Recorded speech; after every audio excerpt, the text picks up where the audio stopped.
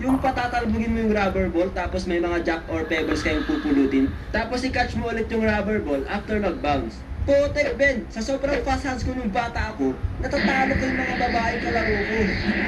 Nakapaglaro na ba kayo ng Super Yo-Yo? Alam niyo ba yun sa anime? Putek, nung bata ako, inggit na inggit ako sa mga magagaling mag-Super Yo-Yo. Yung may mga tricks pa silang, ano yun? Walk a dog, around the corner, around the world, triangle, star, double star, Illuminati.